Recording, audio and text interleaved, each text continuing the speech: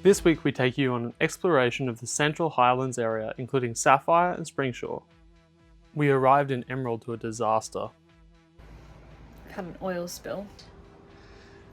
This is not what you want on your floors. No.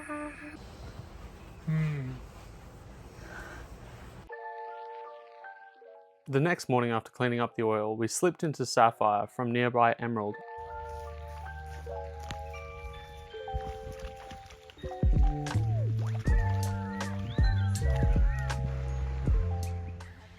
So we're day tripping around the gem fields today, about a 45-minute drive outside of Emerald, super easy to get to. Currently at a place called Armfest to Fossick. Let's give it a go. Can you get one of these high-grade bags and give it a go? A whole lot. I send these all over Australia, that's why those little bags are in there. Take it over here to the willoughby. Put your pieces in there like that, and short, sharp jabs until they're separated, the two sizes. Put this sieve up like that, bring it over.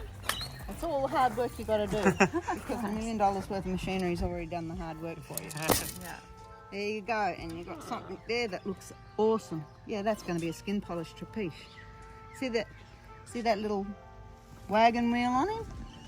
See that? You can see like little stripes here. Oh yeah. It's called a trapiche, and they polish that up.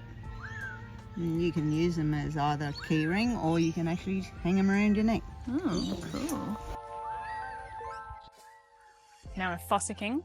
We've got a big sapphire in our bag of goodies. We're going to keep having a look. Anything that looks like glass isn't. We found a few little good gems. So this is what we've made off with. We found a few good sapphires. Can you see them there?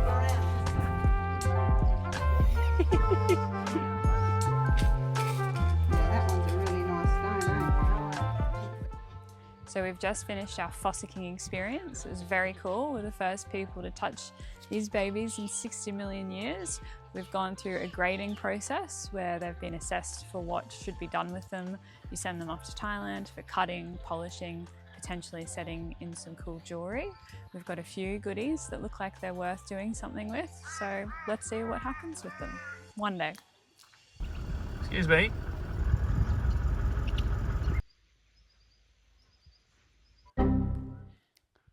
We've just come from the fossicking area to another fossicking area.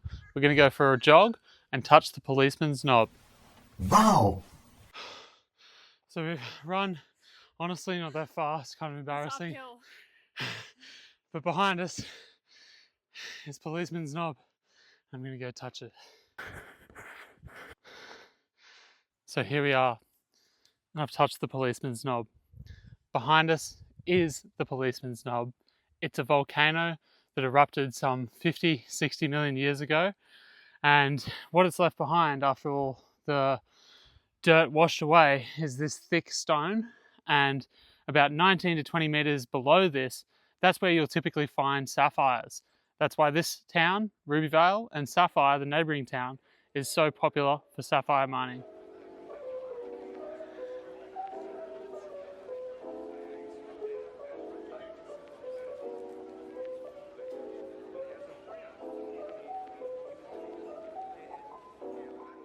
So we're at the top of the policeman's knob, and behind me you can see a lot of the evidence of the volcanoes that once were. All of these have pushed up the earth. Underneath some of them, there are valuable sapphires and other gems. It's very hot up here, so I think we're going to go down pretty soon.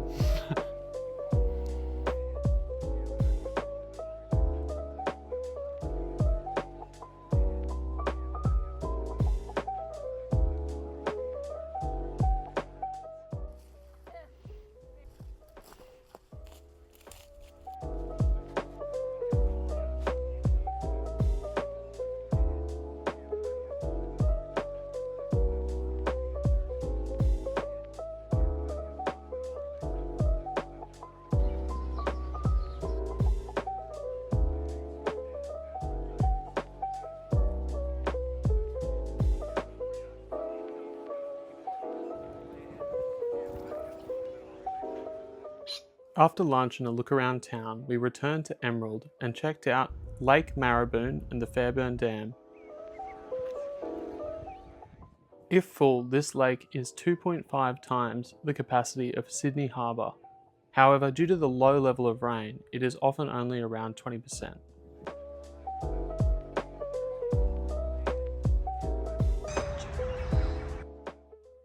The next morning we hitched up the caravan and made our way to Springshore, an hour drive from Emerald.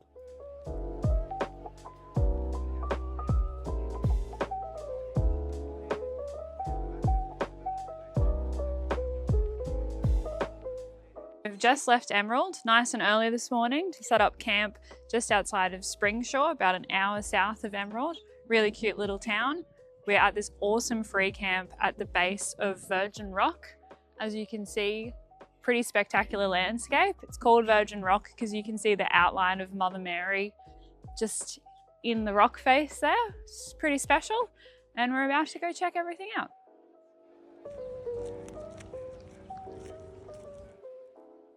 So after a quick trip into Springshore, we found that there wasn't much open on a Sunday.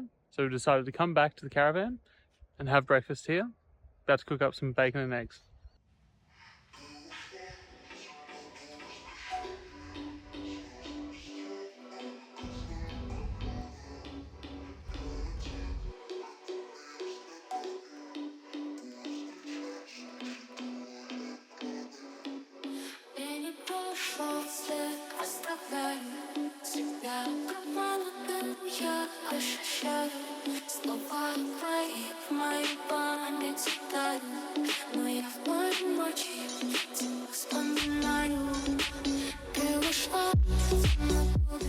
So the chief driver has just navigated the way up to Fred's Gorge, and the view behind us is pretty spectacular.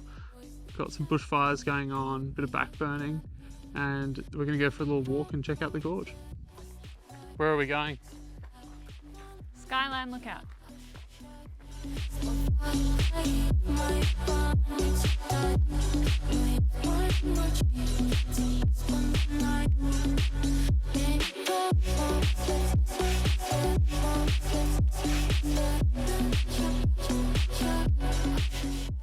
We're standing in front of Virgin Rock. Behind us you can also see Springshore over that way. We've walked up Skyline Lookout walking track. It's about 800 metres from the four-wheel drive track that you'd have to take to get here, which we didn't know was a four-wheel drive track until we were on it. It's pretty nice, it's a great view. I think it'll be lovely as the sun sets. Right now it's very hot. The earth is rocky and there's a bit of a moonscape up here. It's pretty impressive that anything can survive.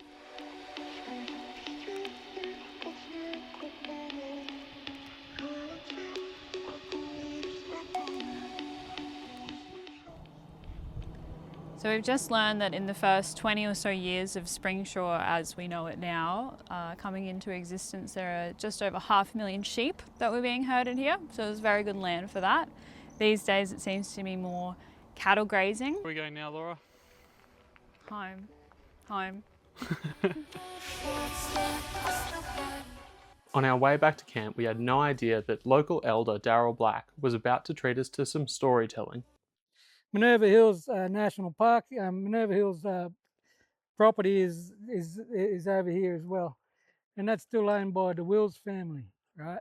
The Wills family got killed by the Aboriginals back in the day, and they were from Victoria. They come up here from Victoria on the wagon train.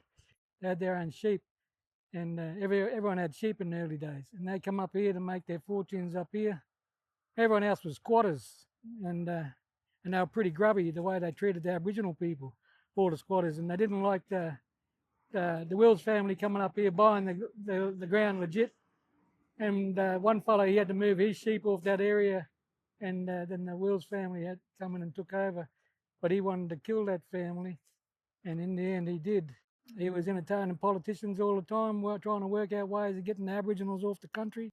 What he did was he went down and killed some blacks on a spring, and then he led the tracks of the murders of them blacks around to the new Wills family, and then rode back to his place another way. And then the young bucks come back from hunting and found their people been killed, sent out smoke signals down to the mob down the next range to come up, and they come up and they'd started tracking down the murderers following the tracks where they led them, and they led them around to the Wills camp, and they went around and they killed the Wills family thinking it was them. All the evidence showed it was them. And Gregson, the fellow that did it, he knew exactly what he was doing.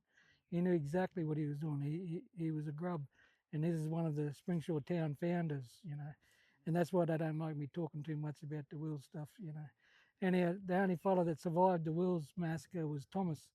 And Thomas, he'd already invented Aussie rules before he moved up here. And they invited him back down after the massacre. So he left his cousin in here. So Gregson didn't get hold of the place. And he went back down to Victoria, but his mental health was suffering because he was such great friends with the Aboriginal people, and then these people got killed by the Aboriginal people. He found out. He asked the Aboriginal people what happened in the end. He asked a couple of Aboriginal kids, "Why'd your mob kill our mob?" He says, "Your mob killed our mob, so we killed your mob." So he found out a bit more and a bit more, and he found out Gregson had a lot to do with it. So he was trying to blame Gregson, but nobody listened to him. First, Thomas Wills is the fellow that invented Aussie rules.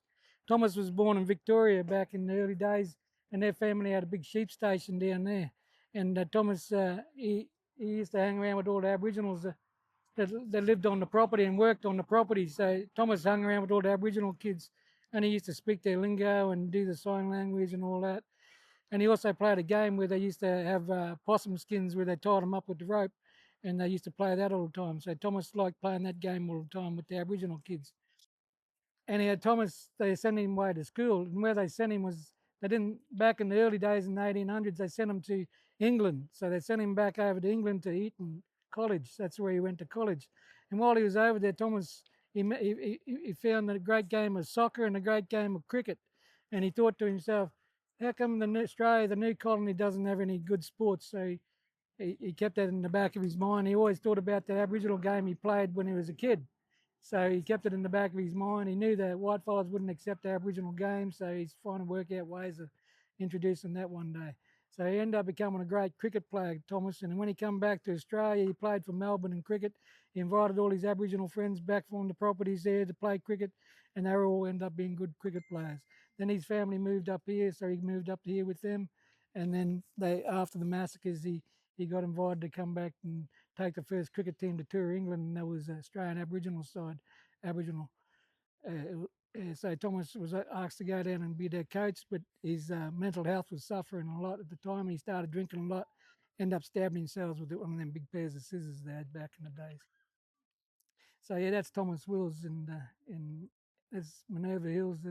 That's their property. Where they found the rules to the Aussie rules was in their bookshelf in the old house up here. The whistle. So up here in the Black Soil country, we got a lot of crystals, and you find a lot of these crystal tubes are growing out here naturally. And the Aboriginals back in the day used to utilise them as whistles, high-pitched whistles, to be able to get the kids to come back to camp without them having to go find them. They'll hear that and they'll come home. Leaving Springshore behind, we camped overnight at a free camp, had a bit of exercise, and then made our way on to the next destination. Pop in the comments section if you can guess where we go next, and of course, like and subscribe.